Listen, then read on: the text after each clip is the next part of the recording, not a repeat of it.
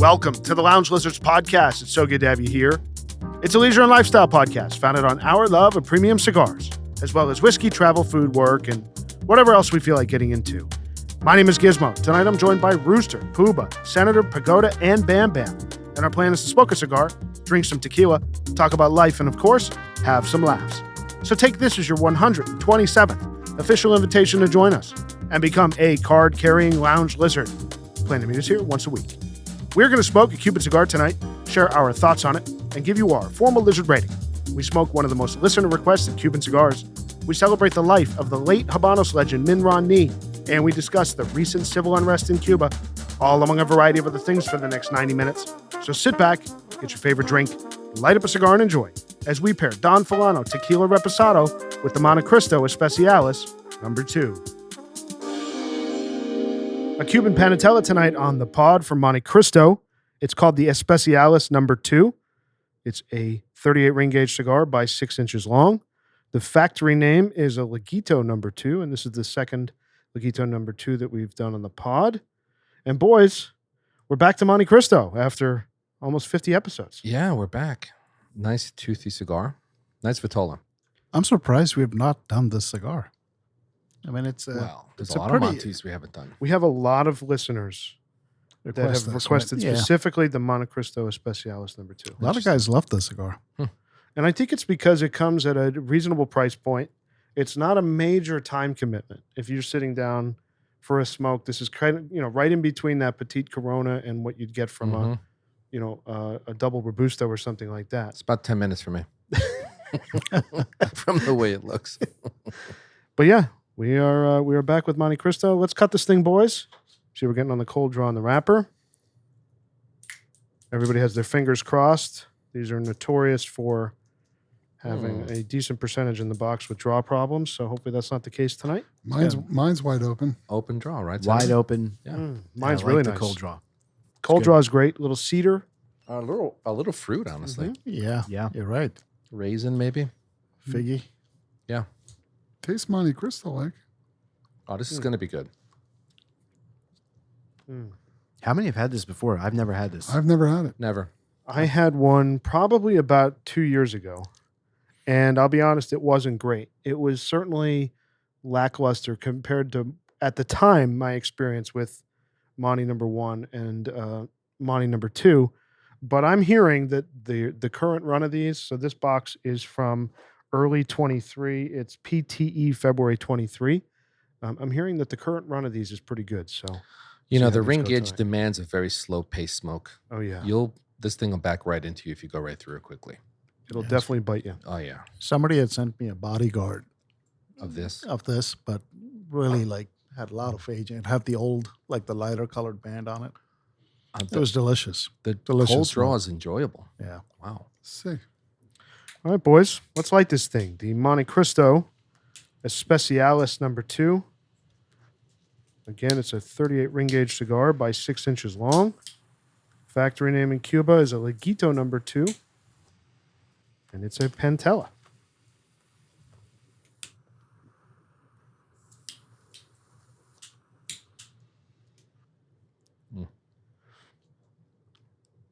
Classic Montecristo on the light. Oh, that's good. Oh, that's very good. Oh, that's great. That's really nice. Let's hope this continues. Getting a little coffee, a little nuttiness, That's very sweet for me. a little cedar. Sweet forward. Reminds us a little bit of days of old. The olden days. The olden days when we smoked a lot of Montecristo. Oh, yeah. We don't smoke a lot of Montecristo anymore. We don't. No, it's very true. I mean, I was commenting the other day. I lit up a Monte No. 2, and that was probably the first one I had in at least 6, if not 8 months. Yeah. I forgot how great that cigar is. Oh, yeah. But the Monte flavor profile, I feel like for everybody in the room, pretty much checks the boxes of stuff that we look for. Oh, yeah. Great DNA. Yeah, for sure. I just got a couple bad runs of them. When they're good, they're good. When they're not good, they're not good. They're not. Yeah. You know, you guys have said that, and honestly, I don't remember ever having a bad Montecristo. I think I've been lucky. Oh, I as hell. have. Oh, I've had many. I know plenty, you have. plenty of bad Monte 2s. Not me. Not me. It's I've just had strange. some real We've stinker been Monte Monte's. 1s. I've had Yeah. mediocre Monte 2s. And Yeah. Monty 4s. Great Monty 3s. Monty have 4s, been I've had some awesome. stinkers. Yeah. Interesting. Monty 1s, you guys really don't like. I happen to love that cigar. I like it. I had one good box. I do like that cigar. I like the Monty 3 more. Yeah. Or maybe it's just the box that I Mhm. have. They just make so many. Oh, yeah.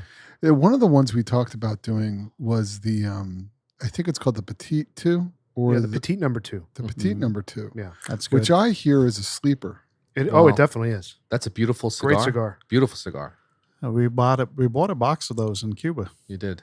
Senator and I. That's right. Right. Yeah. Those were good. At Parque Central. I stole one of those sticks from you guys. It was It was at delicious. No, that was Malia Cohiba. Malia Cohiba. So yeah. how did you guys? So we told this story before, I know, but so you walked in the humidor at Malia Cohiba, and you happened upon a 5-year-old box of them. Yeah. How did that happen? We found the Monte Petite number 2 and the Monte Media Corona. Both were like 2017 boxes. So we got really excited. We wanted to buy them. But the problem was they'll only let you pay in cash in US dollars for like a handful of single cigars. And this guy had just transacted with a credit card and sat down, and we were sitting there and we're like, what do we have to lose? Let's ask the guy. So we went up and asked him, a guy from Spain, if he would be willing to use his credit card. We would give him the money in cash and dollars. Really nice guy. He was very happy to do it. And so we were able to score him. Nice. Did he get a VIG for that?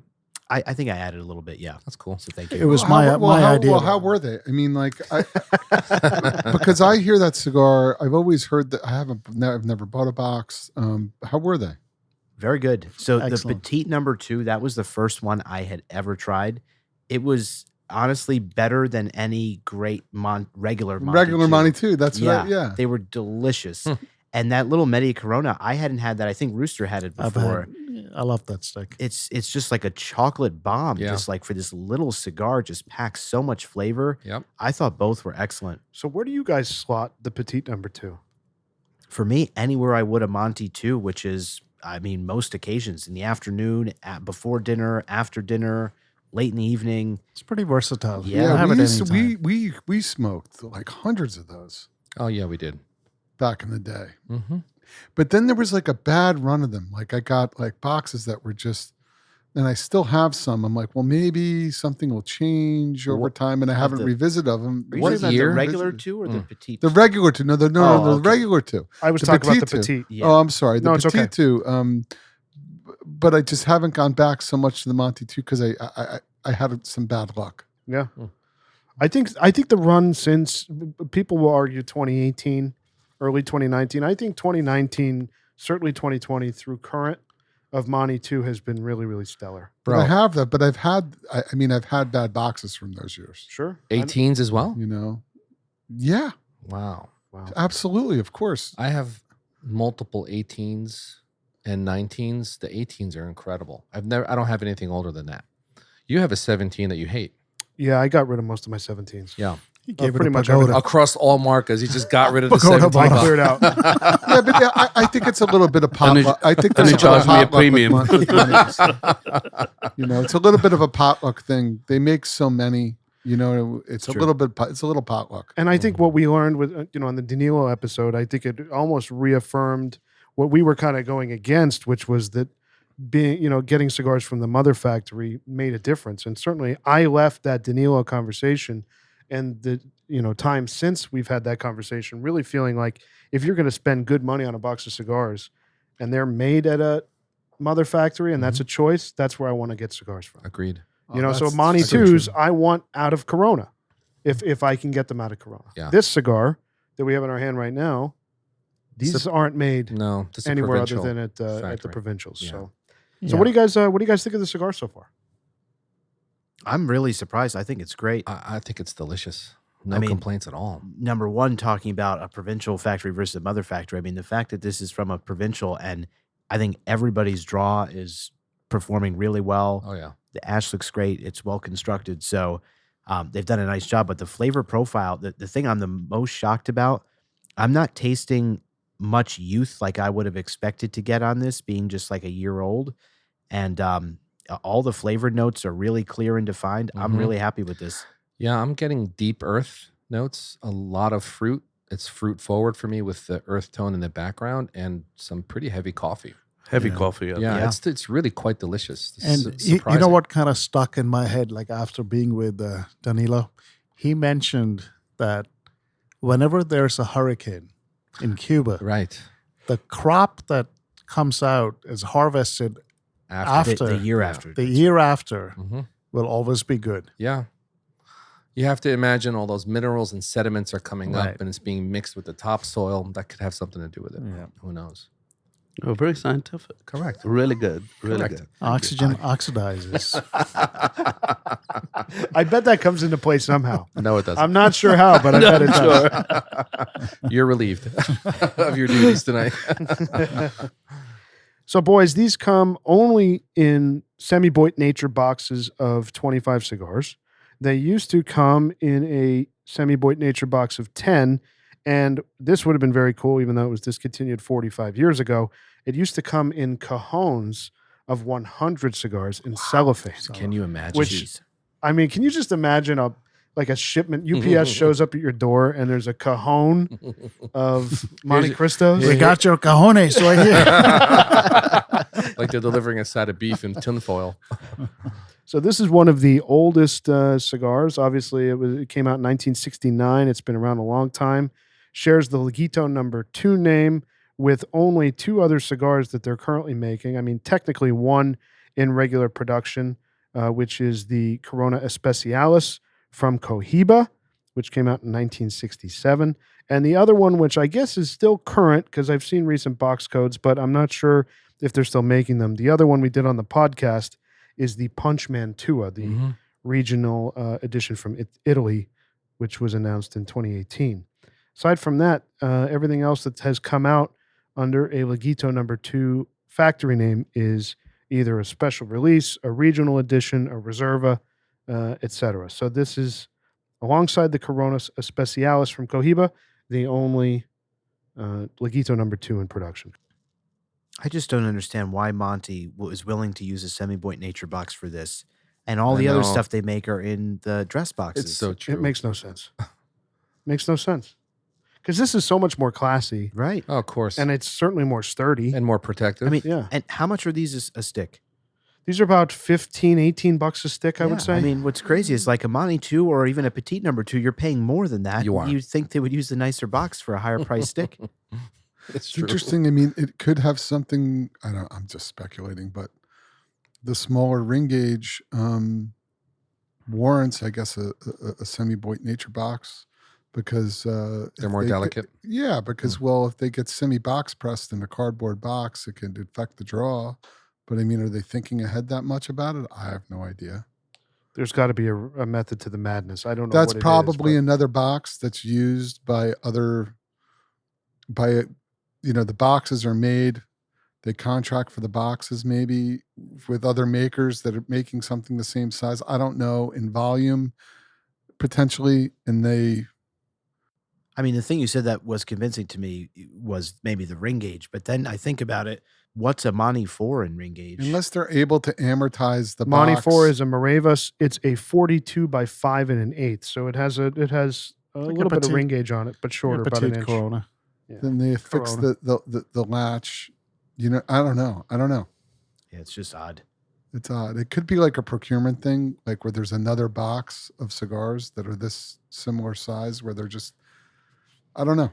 Well, you can leave Habanos SA feedback, so I'm going to write them that I want all the Monties in a semi-boit nature box going forward.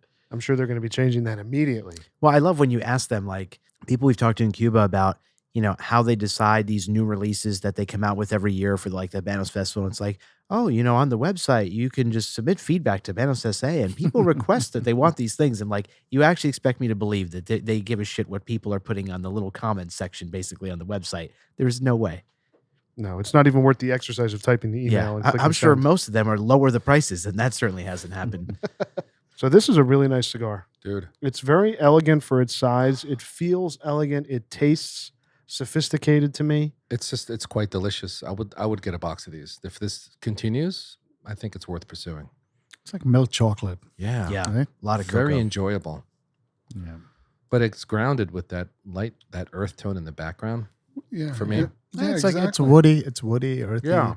milk chocolate. It tastes like Montecristo, and it's got a little bit of like white pepper maybe going on. Maybe on the very end, at the So- finish for me. Yeah, like a little bit of a slight pepper, but nothing aggressive at all. Pagoda. Yeah, for me, the predominant flavor is coffee, cocoa Yeah, coffee, that's there, but man. more coffee. Mhm. Yeah, but you're right. A little bit of earthiness. In the background. Yeah. Mhm. I think the coffee for me kind of ties everything together. It's Yeah, kind it of does, just this undercurrent, constant, We every said, draw. You know, we said smoke this slow. This is so good. It's hard to smoke it slow. we'll just do another one. We'll just do them Oh. back to back. Please. I just think like all the notes that we're calling out in the Monty line, this is one of the best balanced Mhm. Monties I've had, where like some are just a pure cocoa bomb that like I'm not getting earth or really anything else to kind of balance it out or Good add some point. complexity. And Yep. others I'm getting like a lot of earth and woodiness and I'm getting just a little bit of cocoa. To me, this is like the perfect balance of all those notes that we would want. Yeah. So I really like it.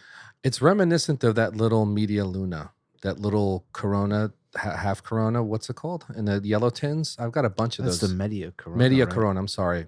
To me, that's a chocolate bomb. Though. It I is. wouldn't call that very balanced. I get that. For me, I do get a little hint of earth in that little cigar toward the end of it, and I find it really nice. It's somewhat reminiscent of this, somewhat. It's For a, me. it's a little fuller than this, Yeah, right? I would agree with that Yeah. too. Yeah, another good cigar. There's a little bit of salt. yeah. It's got that Touch Monty, touch Monty of that twang. twang. It doesn't twang. have the twang though that like the Monty 2 does. Like the really decisive twang. It's got a touch of it. And got a touch I'm of it. actually kind of glad it doesn't. I I agree think with that you. I think that the flavor profile is helped by its absence here. Yeah.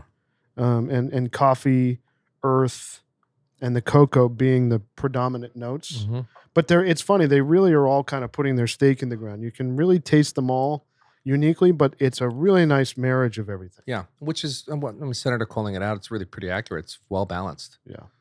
Yeah, it's nice. Yeah. This is a really nice cigar. Bit of a revelation, honestly. I mean, through the nose, you can taste a little bit of its youth. It doesn't have that, like, the deep with some age. I could see these being like much deeper in flavor.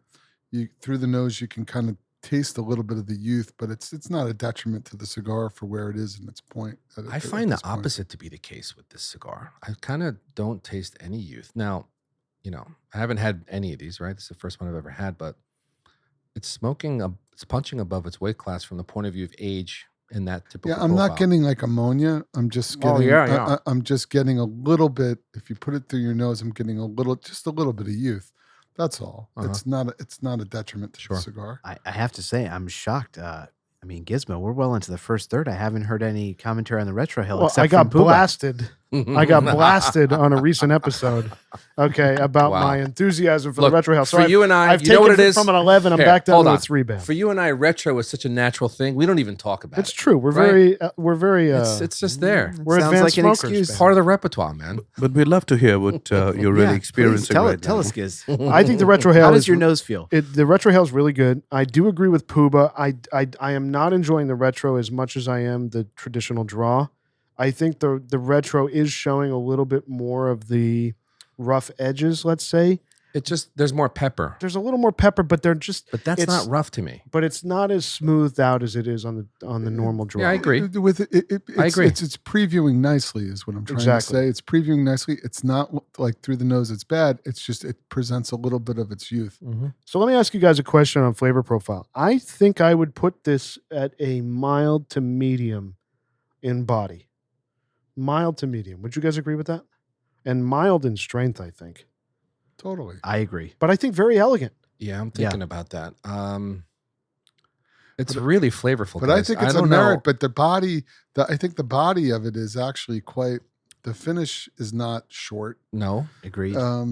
So there's body there. That's why I'm saying it's previewing well to me, because there you can taste the body, you can taste the potential in the cigar, in the construction as well. You've got the combustion, and also the construction of the cigar and the burn is really lovely. So for me, I'm what I'm saying is this is previewing really nice. yeah.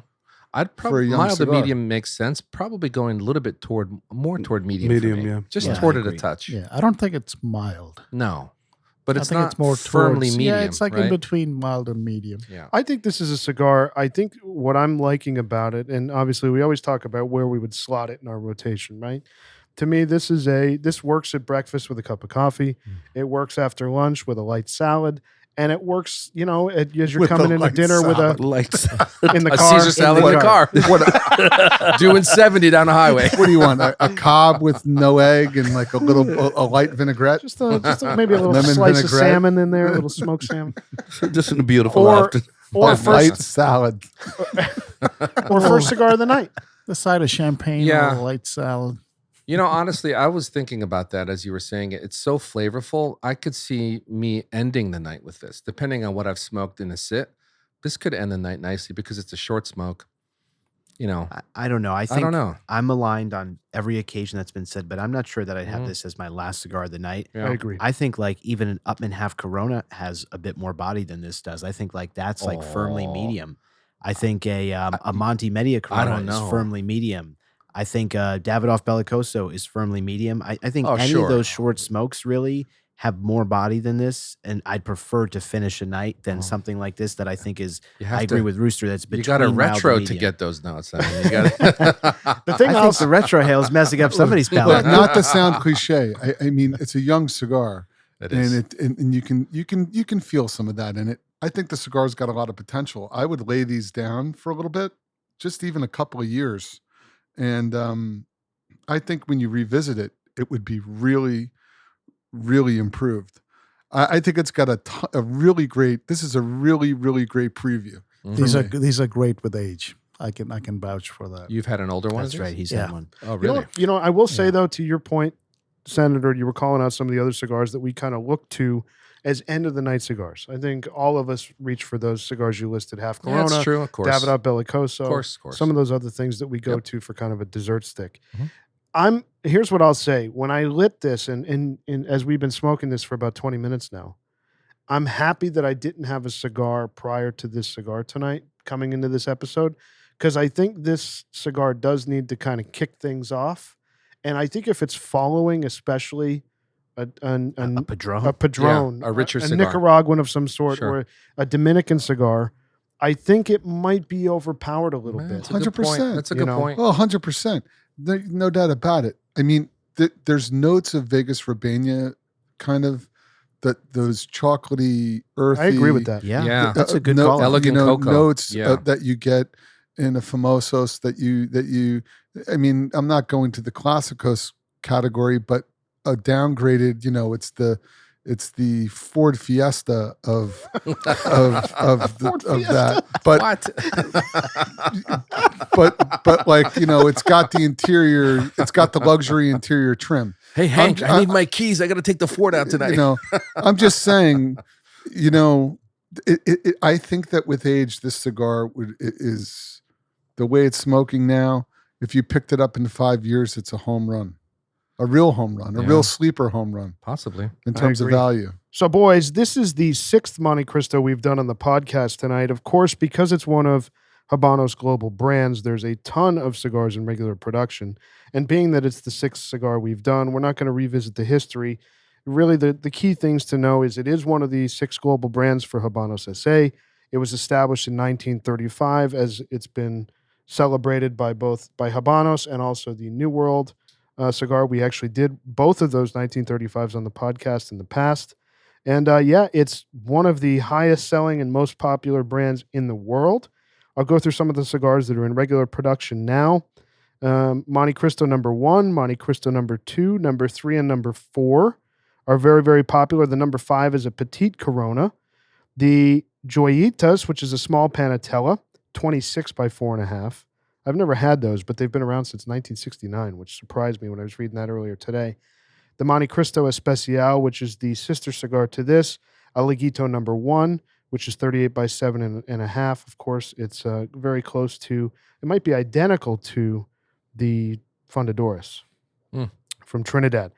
The Montecristo number A, which is one I wanted to talk about, the Gran Corona. It's a giant Corona, 47 ring gauge by 9 1/4. Hard pass. And I actually smoked one of those And? on New Year's, and it was very, very disappointing. I Oh, would take wow. the cigar tonight over it.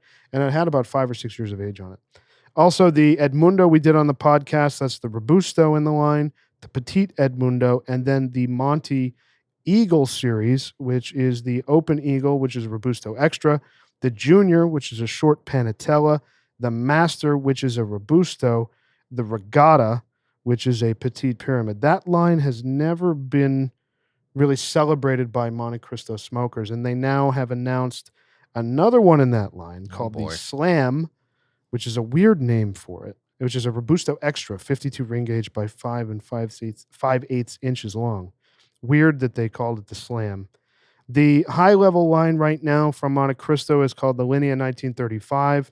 Of course, we did the Maltas, the Robusto Extra, quite some time ago. The other two in that line are the Dumas, which is a Corona Extra, and the Leyenda, very popular cigar, the Double Robusto, 55 by 6 1/2. And then one of the newer ones that has not come out yet, the only La Casa del Habano release for Montecristo at this time, it's called the Herederos. It's a Gran Corona. I'm actually pretty interested in this. 47 ring gauge by 6 3/8 inches long. So that'll be pretty cool. It'll have that second LCDH band on it. So we'll see. Isn't how there that one does. that has a yellow band? That's the the second- Wide Edmundo. White Edmundo. We had That's a that. new I one. had that in Cuba. How You was did. it? Yeah, it was okay. Mild, yeah? Yeah, it was mild. Yeah. The Petite Edmundo, and not everyone here liked, but I like that cigar. I love that cigar. I like it more than the regular Edmundo. The only one we've done on the podcast is the Edmundo. We have not done the Petite. We have a lot of cigars to do for Montecristo, so that'll keep us busy over the next couple of years. And of course, there's plenty of discontinued cigars throughout the line, and the line is very popular for the Edición Limitada series. Of course, the first one was made famous by Tony Soprano. On The Sopranos, he smoked the double Corona with the Edición Limitada band 2001 on an episode of The Sopranos. Very Must be early good. on in the series. Yes, and he shouldn't wear shorts, according to an anonymous phone call in the middle of the night. Do you guys know that story? Mhm. No. So the cast members of The Sopranos tell a story that he got a phone call at his house in like at like 2 a.m. He picks up the phone. He's like, "Hello," and he's like, "Listen, Dons don't wear shorts. Okay, do you understand?" He goes, "Who is this?" Do And you they hung up the understand? phone, and that was it. And that was it. Dons don't wear shorts. Dons don't wear shorts. And you know what? You never saw him in shorts after that. Smart. I Makes don't. I'm sense. not sure, but it's a true story. It's all Makes- validated. Makes sense. You know, James Gandolfini. Can you imagine waking up in the middle of the night? Yeah. Hey, heads up. And Just he an never knew who FYI. made the phone call. Have you guys had that Open Eagle? Yeah, I have. I have too. Very light. Yeah, unremarkable, but smooth. People, it's approachable. I mean, there's a market for them, I think. And there's that Master. Is that the other one? the Open Master. Yeah, there's, that- a bunch of there. There's the Very double Yeah, just eagle. named them. That's the Regatta. Yeah, there's very the Open. similar. That Master Yeah. and Open Eagle. You know. I'm not. Are they making those still? They make all of them, and, Yeah. and they just haven't been celebrated.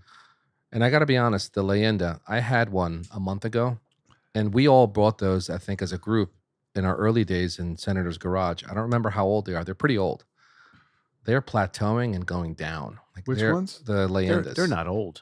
Are From the they old? 1935. I think they're 2017, 2018. Well, for me, Really? that's old in my case. That's pretty. It's got some age. Uh, It's not. Try it if you've got a bunch. I tried one the other day because someone said that they're flatlining and going down, and he's not wrong. What was the They're not. That what was great. the ones that what were the ones that I brought that we reviewed? Maltese. The Maltese. Maltese. That Yeah. was very good. We did that very, very early on. I think it was episode 4. Right. We did the Linea 1935 Maltas, and then after we rate tonight, I'll go back and I'll pull. Feels like yesterday. I know. I'll pull all the ratings and Yeah, Leyenda is we'll go through the biggest of the three. Are there Yeah. not younger Dumas. Leyendas that came out after that? that's an ongoing series. Yeah, so- yeah. So no, the ones I have, I think, are like Are younger? 2020. Oh, yeah. really? Yeah. Oh, wow. Because they Yeah. needed time. When I had the first few, they need. Yeah. They maybe mine need more time. So which is wild because it's a premium Yes, it is. box. I still have some of those Yeah. that we reviewed, but Comes in a box of 20, I believe. Yeah. That's right. It's a nice box. That's It's a correct. beautiful cigar. Yeah, beautiful presentation. Yeah. And that was really the first line, that linea, using the linea, the creation of these higher end lines for each of the global brands. Now Mhm. that was the first one. Then they did the Romeo y Julieta linea, and then now they've done the Partagas Mhm. linea, Also, Maestro, La Yeah, Gloria. and La Gloria. Right. Whether it's your bag or not, those cigars, whether you like them, don't like them, the construction on them is exemplary. The build and on those cigars are not, there's attention paid. Yeah. I can say that. They better be for the haven't- price. Yeah, for the price. I haven't had one in a while. I mean, I don't think I've had one since the review. Maybe I had one, but it was good. It's one of those cigars you just don't reach for all the time. You know what I mean? All right, boys, let's talk about our pairing tonight. We are back to tequila, Bro, which is very exciting. I am this is high on very tequila exciting. tonight. I am really Oh. excited. You know what? I don't know the last time I had the Reposado from Don Fulano, and I really think that it's going to be a magical pairing with this cigar tonight. So I'm very Agreed. excited about it because Don Fulano, for me and tequila, it's really hard to beat. Cheers. Cheers, boys. Salud. Cheers. Yeah, cheers. Let's try it. Cheers. Oh, that's excellent. Mm-hmm. Yeah, I mean, I drink this a lot when I'm in Florida. It's just more readily available for whatever reason. I mean, they have it at every liquor store. Maybe it's part of their distribution model, but same with Tequila Ocho. Yeah. Just I think the tequila market there may be more robust. I can't validate that quantitatively, but What notes are you guys calling out on this? I got a lot of pepper in my first sip. Pepper. In the first sip. Okay. But since then, it's been very good. I get some pepper, some like toasted agave, Yeah. traditional notes. A little bit of vanilla, I guess. I've got some notes here on the actual spirit. I'd love to hear it. Go ahead. Yeah. So the notes they're calling out round on the palate, right? With notes of coconut and macadamia. Oh my God. Okay. Coconut's there. I wish we would have paused longer to talk about this Yeah. because That's okay. the first Hold on. odd Let's note- stop. I'll edit that out and we can go back and you can say No, coconut. no. It's just the boy. first odd note that came to mind was coconut, but I'm like, it's there. maybe I ate something fun. I'm like, No. You don't get coconut often from a tequila, and I I'm can't right believe there that with was you. the first one I'm you right said. there It's with you. very prominent. Agreed. So tequila, what was it again, Bam? Tequila and what? Tequila and what? No, it's round on the palate with notes of coconut and macadamia.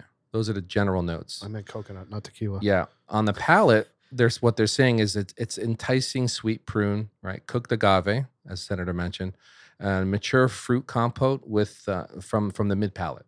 They're saying. I don't get much of that. Yeah, me neither. Now the aroma is interesting. This is pretty funny. Limousine oak emerges with notes of vanilla bean, dark chocolate, baking spices, dried herbs, grass add to the delicate and ethereal character of this expression. everybody relax. Over at Don Fulano. I don't think I could get the my creative nose- It's a writing- lot. It's There a are lot. only a few of them that I do actually think hold up. I think they do. A few of those do hold the up. vanilla bean, I do think you get a little, little bit of vanilla. vanilla. on Oh those. yeah, The did you say like herb? What was the dark Dried- chocolate, baking no. spices, Dried herbs. dried Yeah, herbs? Dried herbs are there. That I think you get, Yeah. and a little grass. I think you get. Now in the finish, it's cream and ashy materials add to this complex and pure reposado. That's what they say. I really like it. I drink this It's a lot. delicious. I think it's fantastic. He also said toasted agave, right? Toasted agave, yeah, You get agave which in you here. pointed out. yeah. I feel like to me, it's not a note that you called out or anyone has, but to me, the kind of sweet thing that I'm getting is almost like a very, very dark brown sugar. Yeah, that's absolutely Like- correct. But for me, and I get that in the middle of my tongue, it's buttery, a little salty, and caramel and brown sugar type thing going on. That's way too much, but that's what I'm getting on the middle of the tongue. You know what it almost is? Is almost like, when you have a creme brulee and they Mhm. toast the That's- sugar on it, that's and it's there, like man. the burnt part of the crispy sugar on top of the creme brulee. Yeah, That's what I'm getting as With a far as hint the of vanilla. sweetness. Yes, definitely vanilla. No question about that. Such a sophisticated palate, you guys have. God. I'll be blunt. I gotta tell you, Gizmo's come a long Creme way from brulee. the evolution. He's come a long way from the Bouchard chocolates, hasn't he, Senator? For all the shit he's given Correct. every one of us in this room, he's sitting here talking about a light salad, creme brulee. When they just, I mean, Jesus. Yeah. Listen to this. This And the is feel when it I'm gonna give caramelizes. my I'm gonna with a give my torch. I'm gonna give my analysis. It's good. I think it has notes of vanilla. I do. I think it has notes of agave in there. I think there's a little bit bit of that Sweetness. sweetness and salt and minerality that you want in a tequila that's made in the traditional way. Correct. That's not made in a diffuser. So, I mean, that's about as deep as my analysis is going to go. Well, here's what I have a question about my analysis. Yeah. Am I wrong? You're not wrong. Okay, thank you. It's delicious. Just all around a delicious spirit to drink.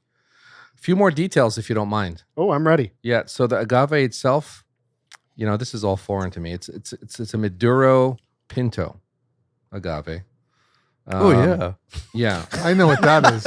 I have no idea. That's what I'm getting here on the actual Don Fulano So side. when you need Ricky Camacho, You give him a call. you give him a call. The extraction is self-engineered screw press.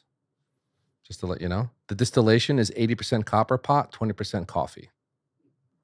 I have to say, what I love is how transparent they are about this They're process. very, Very. straightforward there are about it. very few Which is why spirits. Ricky Well, loves they're them. proud of it. Yeah. But They're here's proud of what's it, that's interesting: the maturation on this is only 8 to 11 months. Yeah, it's a rep. That's a Yeah. reposado Yeah. traditional. That's typical with tequilas, Yes. right? Well, with for that's reposado. it. It's Reposado. Blanco reposado. Right. Añejos Añejo. or more. Right. Yeah. It's super. They're making great tequila. I was really excited to have this today. It's a toss up between this and the Ocho Reposado, which I drink a lot as well. I like that one. The one with the orange. Yeah. The one with the orange one. They're different, but I think, in my opinion, they're on par with each other. I enjoy both. Do you like this over the La Fortaleza? That's tough. tough because the Fortaleza is so good. no, Fortaleza's amazing. I think I like the Fortaleza A touch better. a touch maybe. better. Yeah. But this is also excellent. I mean, you The can't thing beat I'll it. say though about this Don Fulano is I think that this repo might be a better fit for this cigar versus the Fortaleza Reposado. Correct. I agree. I think totally It's agree. no question. Yeah. I just think the Fortaleza Repo has like an earthier quality about it that is less dessert like What's it? than this. Like the Well notes said. of like coconut Absolutely and accurate. nuts and the creaminess that this has that like I think complements the dessert like cigar we're having. Right. I think like the Fortaleza would pair better with like an earthier cigar than this. But don't you think the añejo would be better with this? No. I think the Añejo No? would overpower this. Yes. Would have overpowered it? I think so. Probably. So speaking of the Añejo, we did do the Añejo on this podcast in episode 70. We actually did it with the Trinidad Fundadores, which That is was a nice pairing. yeah, quite some time ago. So we'll review that when we get to the ratings in a Mhm. bit. Let's talk a little bit about the history of Don Fulano. The Fonseca family owns Don Fulano, and they have a lineage of over 5 generations involved in agave cultivation and tequila production. The family's patriarch, Enrique Fonseca, is a central figure in the brand's development, and he's been recognized for his vast knowledge of agave farming and tequila production. His experience and dedication to the craft have been instrumental in defining Don Fulano's distinctive character and quality. The Fonseca family's approach to tequila production combines traditional methods with a keen eye for innovation. This includes the careful selection of agave plants, which are allowed to mature fully, often beyond the industry standard, which I think goes to BAM, what we were talking about, Mhm. which aligns with their integrity for their product and their brand. This is done to develop a richer and more complex flavor profile. The cooking of the agave is done slowly in brick ovens, and natural fermentation processes are employed, followed by a distillation in copper pot stills and coffee stills. The meticulous process ensures that the essence of the agave is preserved, resulting in tequilas that are celebrated for their depth, aroma, and smoothness. This is the difference. So the process that they're talking about is the difference. It's the same process that Ocho employs, and it's the same process that if the listener refers back to our esteemed guest Richie Camacho, this is what makes the difference in the type of agave that's harvested, how it's cultivated, and then how it's cooked and How it's pressed. And diffused. Yeah. but without a diffuser. How it's cooked in an right. oven, minus the diffusion process, which is what Don Julio uses and these mass market tequila uses. So the fact that they're cooking and rendering the agave in the traditional fashion, how it's extracted is what I meant. how it's extracted, That's it's they don't use a diffuser. They use it in an oven process, and I think that trying tequilas that are made in this traditional fashion, which are becoming more popular, they're becoming in vogue. It's why when I was at the liquor store today picking up this Don Fulano, you know how many bottles were left of the Repo? 2. Yeah. I bought the 2. Yep. How many bottles were left of the Añejo? 1. Right. So, people, it's there, Yeah. but it's somewhat limited. It's a smaller batch process, right? Yeah. And it seems like it aligns, we always celebrate the Padron family, right? We're always talking about Padron and their commitment to quality and consistency. And Great analogy. they don't care how many people have ordered cigars, how many people are sitting around waiting for cigars. If the cigars aren't ready, if they're not ready to go out, they're not shipping. And I think especially everything I've talked to Ricky about, Chef Ricky Camacho, as Puba was talking about, that we had on the podcast a few times, he references the same thing with these guys. They don't care about all that. They are going to put out a product that is excellent, consistent, and delivers on all of their values. And that's the way it's going to be. So it is actually, like Puba said, very difficult to get this stuff. Yeah. It But can thankfully, be. you can find it in places like Total Wine and a lot of local retailers. So definitely try to get yourself It's worth the hunt. a bottle It's of worth the hunt. Don Fulano. And I think our rating tonight's going to reflect that. Oh yeah. That's my assumption. Yeah, absolutely. And those Fortaleza bottles they're numbered. They're numbered like the Foursquare bottles are numbered. Everyone may not like Foursquare rum, but at the end of the day, they're making it's somewhat small batch. I don't think these Don Fulano bottles are as small batch as Fortaleza. I think Fortaleza is somewhat harder to find.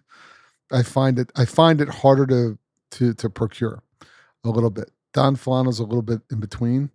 It seems like they're able to make a relatively decent amount of it, but I can't find Fortaleza all the time. Yeah, it's hard to find. Even in Florida. Yeah, it's hard to find. Where it seems like tequila is just a little bit more a little bit more omnipresent on the shelf because of the market there. But great stuff. Great pairing tonight, boys. So we're about halfway through here on the Montecristo Especiales number 2. Speak for yourself. I know. I'm trying to take it easy. What do you guys think of it? It's I think for me, one of the best tasting Montecristos I've ever had. Yeah, and I think it's picking up nicely as I'm trying to smoke it slowly so I don't get a tar blast, which, a 38 ring gauge cigar like this is very easy to get. Yes, some could speak to that firsthand. You got it? I did. Oh boy. I clipped a little bit more. So first I pushed smoke through it. Yeah, purged it. And then I took a little bit off, and now I'm back in business. Well, Senator's not known for aggressive smoking. That's unusual. You must I'm like the enjoying cigar. this cigar. That's good, right? I'll reiterate that the purge Does work. is a good thing to do 3 times, 4 times in a cigar. It does work.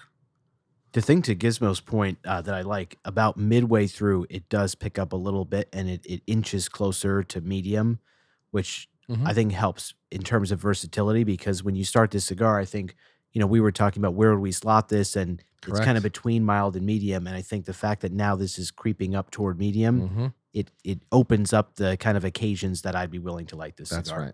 I agree with that. And I think too, you can smell that on the burn line where it's really picking up. You can smell the difference, because I'm always smelling the burn line. You are. Yeah. And you can feel the difference in the smoke coming off the cigar, obviously complementing the flavor and the draw in your mouth and the retrohale. But I think that something around halfway point here in this blend is just, it really starts to move towards medium. And I think for me, it's very welcomed. I can't very believe welcomed. it's at a price that it is. Yeah, it's a great cigar. Unbelievable. The problem, is they're not easy to find. Yeah, no, I haven't ever seen these come up.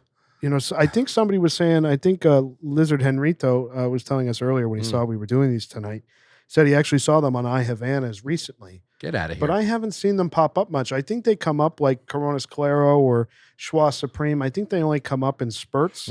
They're not one of these cigars that you're seeing all the time. And what's interesting too, and I wanted to mention this to you guys, is that Monte 4s have been very hard to come by. I don't know the last time I saw Montecristo number 4s come up, and that's, I think, one of the most popular markers. Or the number 3. I haven't seen Oh, the it's 3. definitely well, one we of the know most why, popular popular Because markers. Rooster's got them all. Exactly. Rooster bought them all. He used to smoke that cigar Look all at the him. time. He's scowling. They're, I gotta revisit those. I have so many old ones. Yeah, I haven't touched them in a long time. I gotta revisit Rooster's Tower. That's what I gotta revisit. You talking about the know- Monte 3? the 3 and But 4. I feel four- like you used to smoke a lot. I don't of have those. any 4s. So then it's the 3. Monte the number 3. 1 and Monte number 3. All right. So the 3, that's why they're out. Yeah. They don't make a lot of those either. Yeah, you don't see them come up too often. So, boys, there's been some sad news in the community, and I wanted to highlight this in the podcast because for us, this man, certainly as we've gone through our journey of cigar discovery on this podcast, going through the history of marcas and cigars, no one was better at compiling this information and presenting it in such an elegant way. I'm, of course, talking about Mr. Min Ron Nee, who wrote the Illustrated Encyclopedia of Post-Revolution Havana Cigars. Came out in the mid-2000s, I believe was the first edition. And it was a real encyclopedia, a beautiful book, limited. I was fortunate to get a copy right as we were starting the podcast, and I referenced that on almost every single episode. I would come and I'd take my phone, I'd take pictures of it, we'd go through everything. Then, obviously, the successor to that was the brilliant book by Alex Groom, El Habano Moderno. And obviously, Alex Groom is the curator of Cuban Cigar website, which is a resource that we use. I'm using it right now as we go through this episode. One of the most brilliant resources for Cuban cigars on the internet. And beautifully published. Beautifully published. So, Min Ron Nee was the starting point to that, and Alex Groom was his, pretty much his chosen, heir, Successor. his Yeah. successor to complete the next phase of that. Because I think Min Ron Nee's book kind of cuts off right around where a lot of cigars were being discontinued. So Yeah. for the modern Cuban cigar smoker, there's not a lot of value there other than for the historical piece. But cigars you're smoking today, there's not a ton of them in there. And that's where Alex Groom stepped in. So unfortunately, Min Ron Nee died recently. I do have a note here from Alex Groom that I thought was really great. He posted it on Friends of El Habanos forum. And I wanted to read a piece of this because Alex knew Min Ron Nee personally. So he says here, I was given a copy of the Min Ron Nee book for my 21st birthday, and pawing through those pages was a big part of what kickstarted my interest in the hobby. Impossible to overstate the impact that the book had on the Cuban cigar community. Without it, I doubt there would be any Cuban cigar website, and I don't think the vintage market, and we're talking Bond Roberts, we're talking vintage collectors, etc., I don't think the vintage market would exist in anything like its current form. He says he met him personally in 2019. He was a true eccentric, funny, deeply knowledgeable about many subjects, far beyond cigars, generous to his friends and totally unforgiving of his enemies. Nights with Min Ron Nee invariably ended around 3:30 a.m. with me bordering on passing out and him bouncing around the room, keen for another cigar and another champagne, ready for 3 more hours. Sounds like Rooster. My kind of lizard. I knew you guys would like that. During 21 and 22 and the many COVID lockdowns in Melbourne and Hong Kong, so Alex is in Melbourne, Min Ron Nee was in Hong Kong, I had a 4-hour phone call with him once or twice a week as we worked through all 700 pages of El Habano Moderno together. Anybody who knew him will know why it took so long to get through it. Conversation with him would invariably meander through many repetitions and down side paths of stories about his life, Chinese history, photography, champagne, and many other things. It was not an efficient way to work, but I had nothing but time for him and enjoyed every minute. It makes me think, I wish we could have had that Can conversation you with him. imagine those sessions that they've had together? I mean, that's just Amazing. incredible. I have notebooks full of his musings. In between all of it were flashes of true genius. El Habano Moderno would not be what it is today without his input. I'm honored to call him a friend and miss him deeply. And then he shared a photo of Alex was standing on a bamboo kind of presentation that Min Ron Nee was developing for his second edition of the book. And he says Min Ron Nee was waxing lyrical about the strength of the bamboo cabinets he had prototyped for his unreleased second edition and invited me to test it out by standing on it. For what it's worth, it didn't flex at all. What a tribute. Cool little anecdote. What a tribute. Because the Min Ron Nee book went out of print and it was expensive. I mean, if you wanted to find one in print, It's like $1,000. Yeah, plus. Yeah. And what Alex did was really a wonderful thing to get Cuban Cigar website up and keep it current as a reference for everyone who's into the hobby. It's and then for him to take it a step further and do what he did with his book, which is really comprehensive. I mean, I would recommend that any listener and Giz to give the website out. I mean, it's gorgeous to order it. It's I don't know if you can still even get it. Yeah, they're doing a second edition. You can go to CubanCigarWebsite.com and the link is right there. There's a banner right on the front page of the site. You can click that and they're doing another edition of it. And we're going to have Alex on at some point. He just got back from the Habanos Festival a few weeks ago, so we're going to have him on. Yeah, Awesome. and it was so. I was really impressed. You know somebody's committed when not only so it took a little while. We pre-ordered the book, of course, from Alex, and it's really impressive when there were newer developments and there was a delay. Because it was such a big project. There was probably a 6 or 8 or 9 month delay in what the original due date for the book was, but he actually put together a saddle stitched supplement with any updates that had happened within those within that year, or whatever, those 9-10 months. And it wasn't insignificant. Like it was like a 20-page book. It was like a 20-30 page supplemental book that he printed, wrote, and published and issued to the buyers. So you can trust that whatever you're getting is comprehensive. So for any of the listeners out there who don't know who Min Ron Nee is, you do by proxy. Yeah. Because of the, like Alex said, the vintage market, the celebration of old cigars. Min Ron Nee was a pioneer with explaining how to age cigars, how to store cigars, how to collect cigars, how to keep them for value, for age, how to smoke with them. He was one of those guys that loved to run his cigar under tap water before he cut it. He really was a pioneer with that. Wow. Yeah. And, by proxy on this podcast, if you're a listener of this podcast, everybody in this room right now, we've all really, really benefited from Min Ron Nee's knowledge. Absolutely. And Alex Groom's book, as just like in Min Ron Nee's book, which is, they're basically the same format, essentially. The lithography, for one, the printing of the book is exemplary. He did not skimp on any of the lithography. The book is printed beautifully, and everything is to scale. You can hold the cigar up to the book. If it's an Upman 2, you could hold the cigar up to the book and compare the cigar that you have directly to that lithograph that's on that page to scale. It's nuts. To scale. And you have to think, and that's takes a lot of work. Well, I think it also takes graphic a design lot, work. I'm going to guess it takes a lot of photography. smoking as well, because you can't mention Min Ron Nee without mentioning his extremely extensive cigar collection. Yeah. You'd have to think that he smoked every single cigar in that encyclopedia extensively, knows every note, the dimension, the vitola, you name it. And there was a number that he had spent somewhere around $20 million Hong Kong collecting boxes, buying boxes to take photographs, to smoke them, to get the flavor notes. I mean, this guy, that wasn't his name. I don't know for sure what his real name was, but I do know that Min Ron Nee was a pseudonym, kind of like what we do here. It adds to the mystique. It adds to the mystique, and I think he had a very successful career Yeah. outside of this, and this was almost his retirement project. But, Right.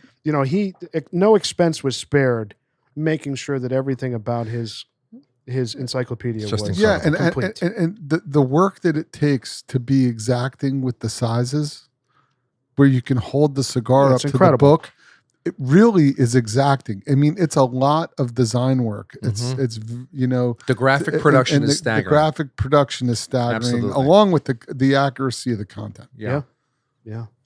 So we are very lucky as a community to have had Min Ron Nee, and unfortunately he is gone now. And so we celebrate him. Yeah. We celebrate his name. God And bless his soul. cheers to Alex Groom. Absolutely. Yeah, cheers to Alex as well. Cheers. Cheers, boys. Cheers to Min Ron Nee and Alex. On that note, please pass the Don Fulano. Garçon. That book is like a cigar Bible. It is. Yeah. It really is. It sits right on my coffee table prominently. Yep. Me And too. you just pick it up and It's you heavy. it's heavy. For When sure. so I want to tell everybody. So when I ordered Alex Grimm's book for the Lizards, I ordered everybody's together. Yeah. And I saw the shipping notification when it shipped, and I think it was 98 pounds for our books. I mean, it was staggering Oh, yeah. how heavy these things Yeah, were. you needed a hand truck. Yeah, Yeah. it was crazy. Yeah. But like when you're checking, it's a great reference point because if you're checking a band, if you're checking the size of a cigar or the taper of a bellicoso or a torpedo, and It's you're not sure, it is Yeah. exact. You compare if you have any doubts about any of the cigars that you're procuring. It's the ultimate reference point because it's analog.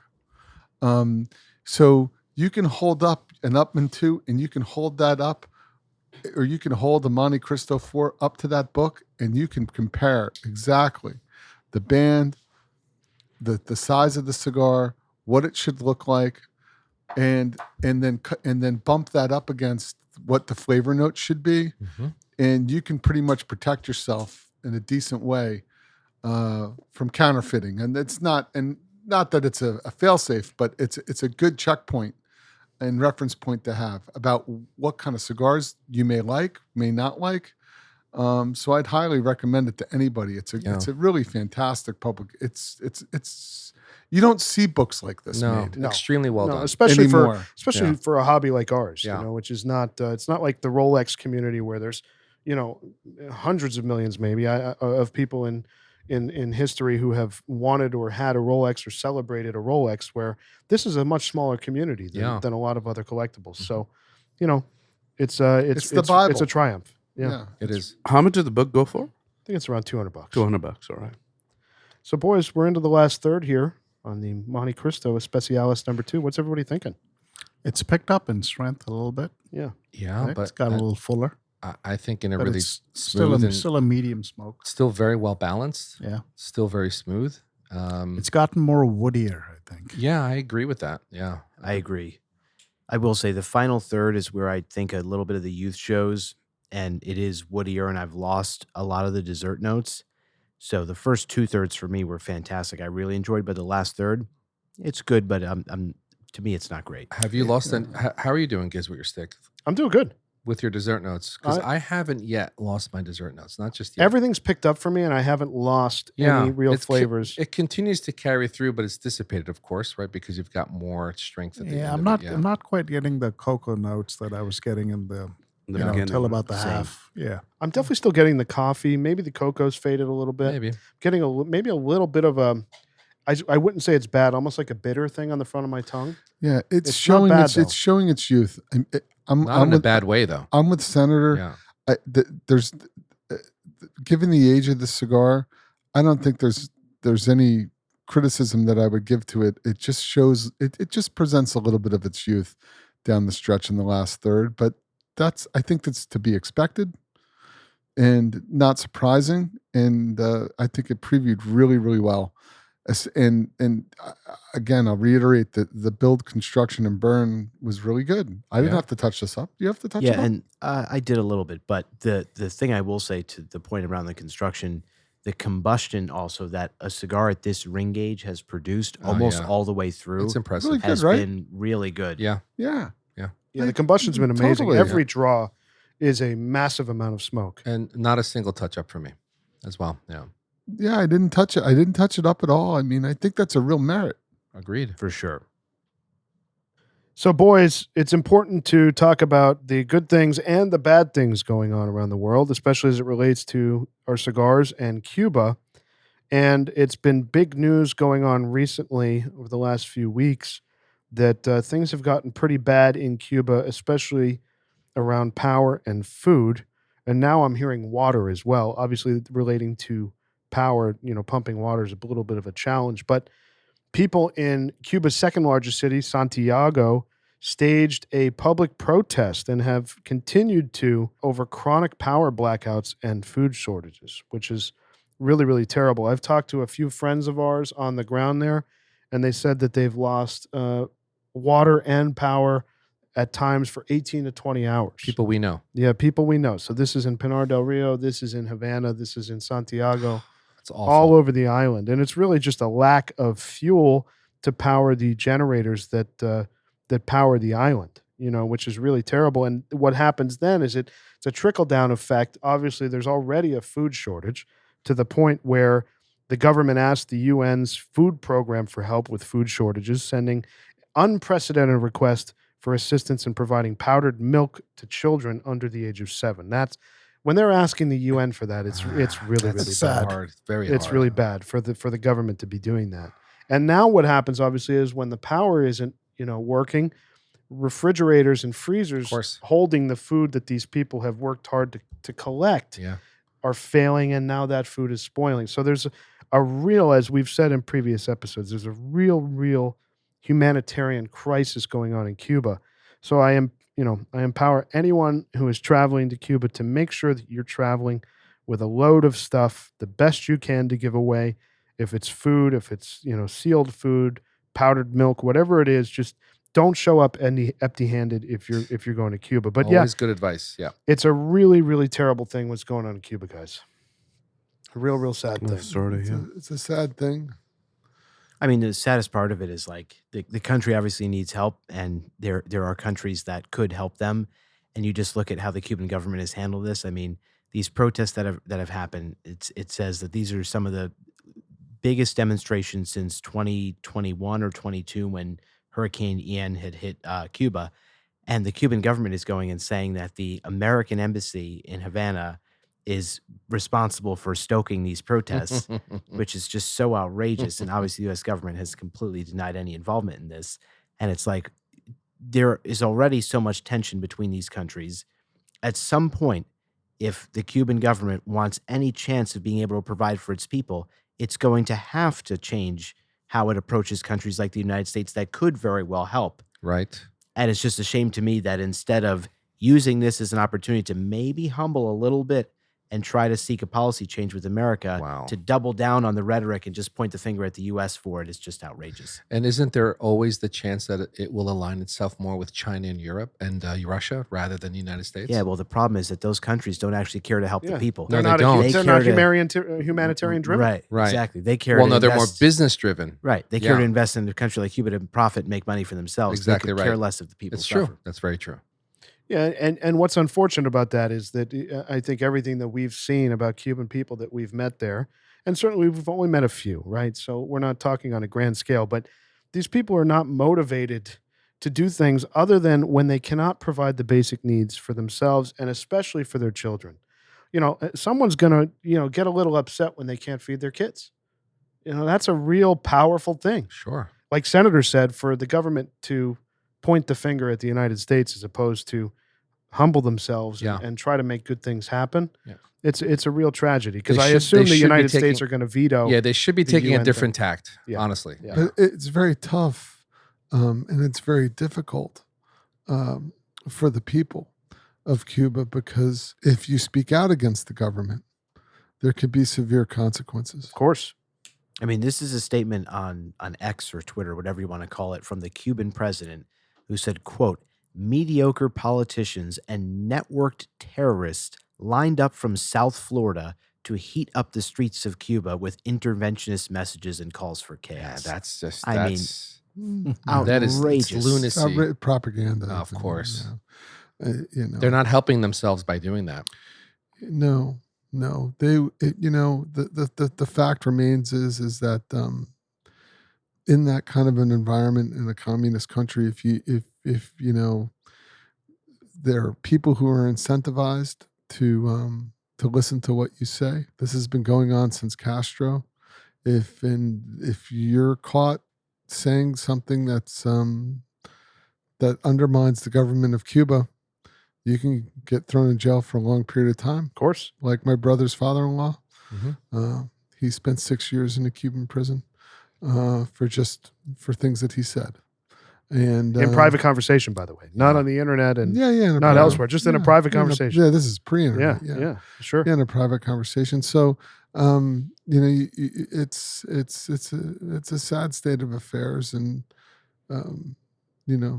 it's not a problem that we can solve, of course. I mean, they control the internet. They can just shut the internet down. Sure. Sure. They can. So people can't, Right. you can't see the protests. You can't No. voice against the government. Well, And it's a real sad state. It's a real thing because they'll incentivize people, like in any communist country, to spy. Yeah. And when you get people in that desperate of a situation, they say, "Oh well, so and so, Rooster said this, and Rooster said that, and Rooster said this, and he said that," and then next thing you know, you find Rooster yourself goes to jail. Rooster's in prison, jail. God forbid. With an unfortunately, LGC number 2 in his In mouth. his hand. with an LGC number 2 That in they his may mouth, confiscate. which they would be which you confiscate, and then you'll be eating snakes on the beach. On the beach. It's well, anyway, it's a very sad thing, and like Yeah. we've said in the past, I think it's important for us to talk about it and point it out, and I think it's a little bit of our duty, certainly with how we feel about a lot of the people that we've met there, to talk about these stories. It's terribly unfortunate. Because the people are wonderful. Yep. And not to get too personal, but I mean my sister-in-law, she picked tomatoes from the time she was 12 until she was 17.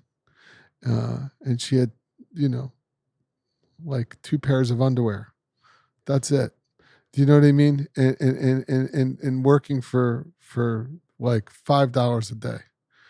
You know what I mean? $2 a day, $5 a day, and that's crazy. And when you hear these stories, you understand why people Protest. protesters flee the country if they can. Get out of there. Yeah. And try to get out of there. You know what? Only It's tough stuff. 400,000 Cubans have fled the country in the past year. I wonder why. Yeah. Right. And you know what's amazing about that too is with all of the people. I think Probably it's hard to do. It's millions in the since before COVID, right? Right. Millions of people have fled. The fact that all of those people have left the island and they still can't provide. Mm-hmm. I mean, that's a significant number of people that left, and the people who are still there still aren't able to be provided for. It's a real unfortunate. And it's mostly the young people. In any country that's losing their young, that can't be good. Yeah, it's not sustainable. And it's an indictment on the government. Yeah. And the way they're handling their business at the end of the day. So where's that money going with all these Cohiba, $2-3 million humidors? Right. I'm not going to answer that. It's a drop in the bucket, but still. Right. I could make a hypothesis Yeah, is we that all it's going can. going into the pockets of the people who are in power, I would Right. guess. Yeah. So that's a sad story, boys. Yeah. Unfortunate. So I have another story I wanted to talk about before we get to our ratings tonight. Uplifting, I hope. This one's a little bit more uplifting, but certainly interesting. A Miami man was arrested with counterfeit packaging for more than $1 million of Cuban cigars. So this is one of the gentlemen who was empowering the counterfeit market in the United States of Cuban cigars. The Miami-Dade police arrested Jorge Gomero, 52 years old, of Miami on multiple felony charges, some relating to stolen goods and others related to counterfeit cigar bans. Apparently, since January of this year, police have been investigating him and his business, El Baraton, a retail store in Miami that's been operating as a fence, apparently. And after arresting a different person for theft, that suspect indicted Gomero on receiving stolen goods. And then when they raided his place, they found $28,000 of merchandise, which was including 4,500 empty boxes of counterfeit cigars, which are a value, I guess they've done the math, of over $1.1 million United States dollars, thousands of labels, ribbons, and certificates. So if you see this, it's almost like what it looks like in the boxing and banding rooms at the factories. Yes, it does. The bands just lined up, rubber Wow. banded together. And I mean, this is a real legit operation. The Bahique bands look good. The Cohiba bands look good. I mean, it's pretty incredible. I'm glad he got caught. And he had everything. I mean, he had Romeo, Upman, Trinidad, Montecristo, Cohiba, Bolivar, Rey del Mundo, Gloria Cubana, Punch, Partagas, Sancho Panza. He was counterfeiting Sancho Panza, Bam. He was They all counterfeiting- tasted the same. No, he was counterfeiting the entire catalog. The entire catalog. So, yeah, I guess they contacted various cigar companies to figure out what the value was, and it was well over $1 million. So this is, I think, where a lot of the counterfeit stuff coming out of that Miami area. He'll get probation.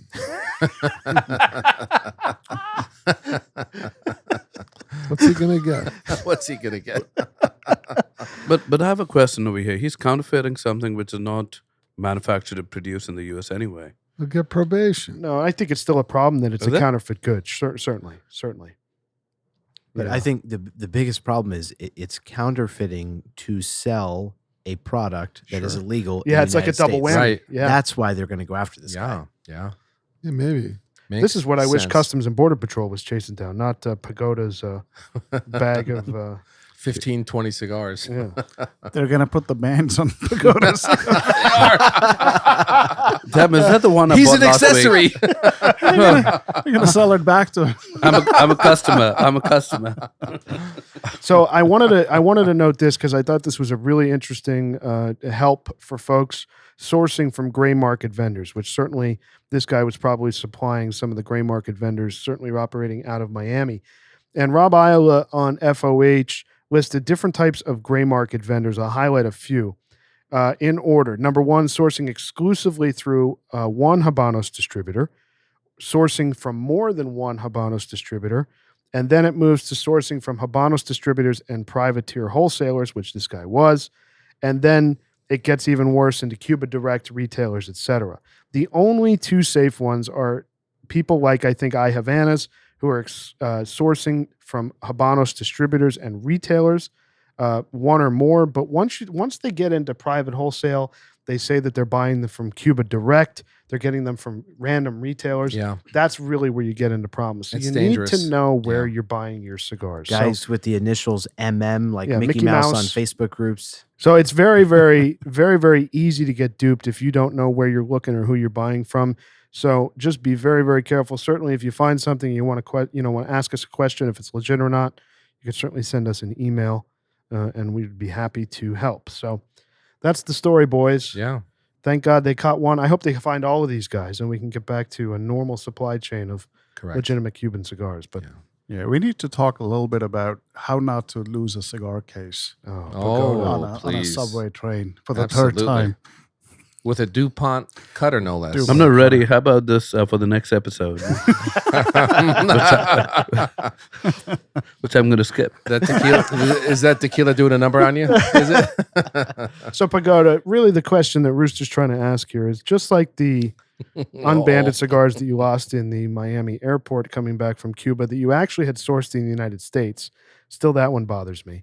How have you now lost a third stocked case in the United States on a train in Manhattan full of DuPont lighters and cigars? How is this happening? Were there any Manhattans involved? There Or were champagne? there were quite a few Manhattans involved.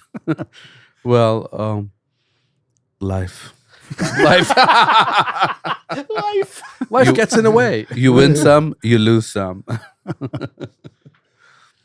So what happened? So you left Carnegie Club and you left your cigar case on the train? Is that what happened? Yeah, because what ends up happening is I sit there, I get very comfortable, and I have to switch trains at Secaucus when I come from the city all the way to a town in Jersey. And I just tend to leave my case right next to me, and oftentimes I'm rushing out the door when the train stops. And yeah, it's I'm gonna get him a pair of handcuffs. Because you're snoozing, handcuff and then it the goes case. ding. Because then it goes, that thing goes, doo, doo, I need to ride the train with Sea Pagoda. caucus. Yeah, you get a free case. Yeah, I have a nice new DuPont. like this. Well, what we could do. Sea caucus, stop, sea caucus. And you go, oh, and you go, oh my God, I got to get off or I'm going to miss, the doors are going to close and then you leave your cigar case. He needs to. You need a pair of handcuffs. And I do go to Lost and Found, You and got to I handcuff that case to your wrist. and I reported over there. But all these guys are cigar smokers, and I'm like, damn, Oh, there's you're no never way going to see that again. There's no way I'm getting them back. I think out of everybody I've ever met, you have supplied Last more. stop, sea caucus, last stop.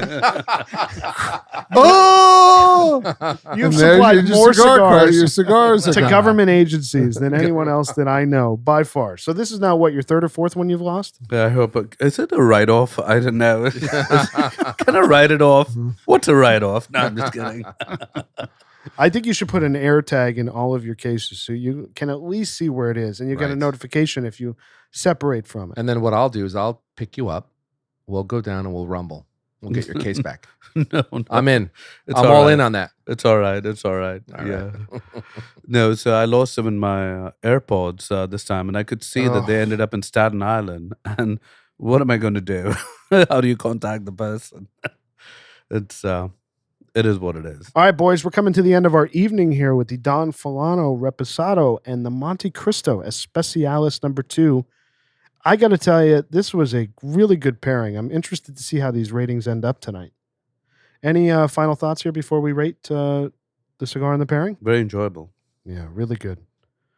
All right, let's do the formal liquor rating on the Don Fulano Reposado. Bam Bam, you're up. So one thing we didn't ask was how much was the bottle? 79. 79. So look, for me, The I love. Añejo is 99. Okay, this was actually exquisite for me. It was buttery. It was creamy, a little vanilla, and a bit of salt for me. It was delicious. I'm gonna go with a 9. I'm at a 9 with this tequila tonight. Excellent. No Pagoda. doubt about. No doubt for me. Not that I'm a big tequila fan, but yeah, this is definitely between a 9 and a 10, and it's a 9 for me. Really, really enjoyed it. It just started off with my first sip, just had a huge blast of pepper, and then after that, it was just smooth sailing. It was once again very buttery, Yeah. very flavorful. You could get hints of vanilla. There was some sweetness. It was fantastic. Not like I can't describe it like Giz did with a little bit of torch over the sugar being caramelized over creme brulee. But yeah, no, it's a fantastic drink. Senator. I'm also at a 9. I think for a repo, this is one of the more complex Yeah. reposados. I thought it had really unique, distinct flavor notes. I mean, I'll never forget the coconut component to this. I don't think I've ever Yeah. experienced that in any tequila.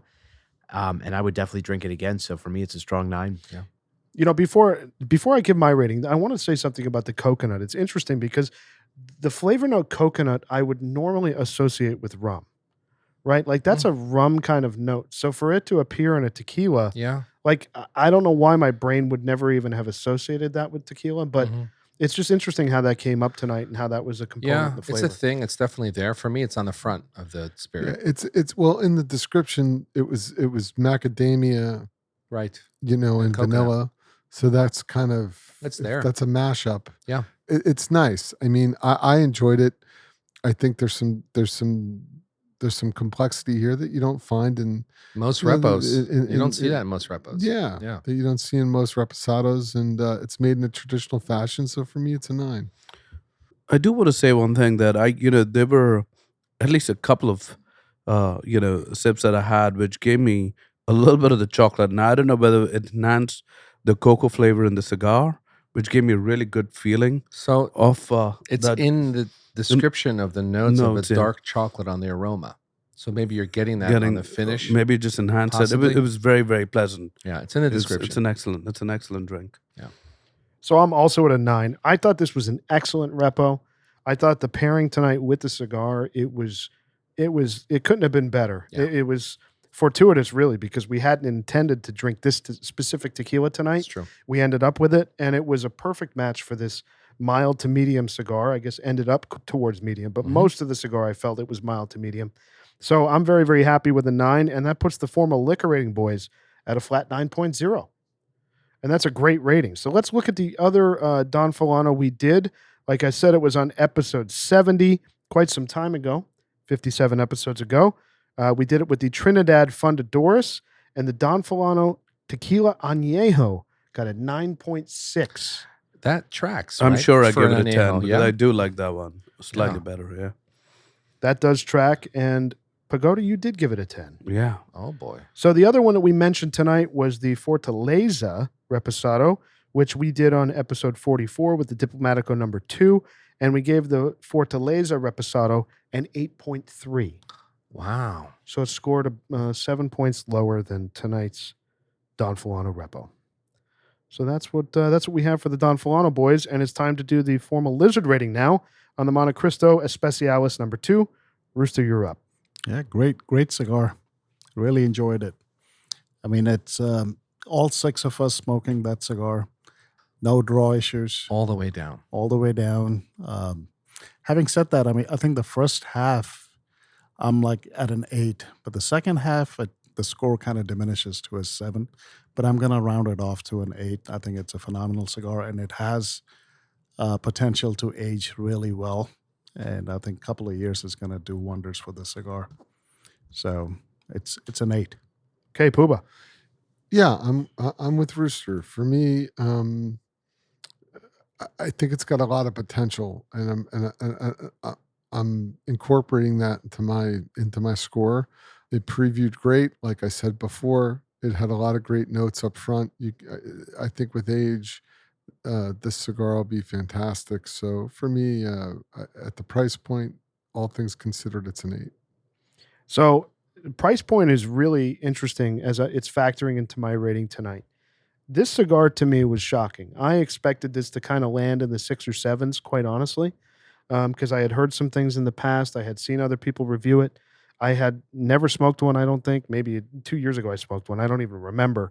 But I'm going to give it a 9 for sure. I think previewing, I think for how it's smoked tonight with a year of age on it, for the value at $15 to $20, I'm very, very happy with that. With the other cigar in the line, the Corona Especiales from Cohiba. Yo. Can we restrain Bam in his seat? Yeah, Bam's All I excited see over is here. He's giving me the finger I over there. really They're like the pointing at me. cigar. Okay, go ahead. Yeah. So, yeah, I mean, if you want to reach for a Laguito number 2, this is a really great size. It feels good in the hand. Your other choice is the Corona Especiales from Cohiba, which is really, really hard to get, and it's really, really expensive. So to get something under $20, around $20, This is also hard to get, but that price point can't be beat. yeah, you can't beat it. So I think it's going to preview very well. I think it's a low 9 for me, like a 90, 91 is where I would put it. So I'm very happy with a 9, and I'm going to stick with that. Senator. I don't know what a 91 is here, Giz. We only use whole numbers for our ratings. Yeah, you can't but change your rating. I rated a 9. All right. 90. All right. Just making sure we're all holding each other accountable, because It's a Lord 9. knows I've been held accountable as far as the ratings. Well, you tried to go. change yours. I didn't try that. Correct. Well, at least I ultimately gave one number, not 2. But for me, it's a solid 8. I think the first 2/3 were really, really good, and I actually toyed with a 9. And the only reason that I rounded down to the 8 was the last third is where I think the youth of the cigar showed, and I lost a lot of the dessert notes that I really liked in the first 2/3. So I think with some more age, this could easily hit a 9. The construction and combustion were excellent. Mhm. Great draw, tons of smoke for a smaller ring gauge cigar. And I would definitely smoke another one of these again. And if I got my hand on some of them, I would just put them down for a little bit of time. And I think that last third would probably deliver what I'm looking for. So definitely a recommend. Nice. Pagoda. Yeah, I've been toying between an 8 and a 9. I think that I'm in lockstep with Senator here, because for me, I think the first 2/3 were fantastic. Now, Gez, I know you mentioned that this was the first cigar you smoked today. It was the first cigar I smoked today, so it was very, very flavorful, very distinctive notes. It was, cocoa, coffee. It was just excellent, But obviously mild to medium, slightly, not typical in my typical, smoking profile, but really, really enjoyed it for the first 2/3. I'll give it an 8 because towards the last third, I had to just touch it up once. And then after that, it did become a little bit tobacco heavy.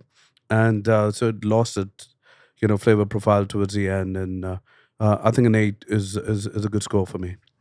All right, Bam Bam. Well, I don't remember smoking a cigar that's so diminutive in size that also simultaneously gave me deep earth notes, deep coffee, and deep fruit and dessert notes. That's pretty unique.